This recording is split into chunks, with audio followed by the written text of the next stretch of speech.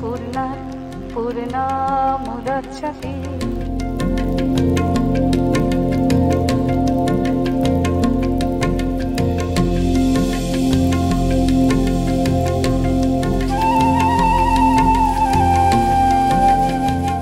সম্মাননীয় মুখ্যমন্ত্রী মমতা বন্দ্যোপাধ্যায় এই মঙ্গল দ্বীপ জেলে সকলের জীবন থেকে যাতে অমঙ্গল দূর হয়ে যায়, প্রত্যেকের মঙ্গল সূচিত হয়, এই প্রার্থনা আমরা করি। মা সকলকে ভালো রাখুন, সমগ্র বিশ্ববাসী ভালো থাকুক, সুন্দর থাকুক।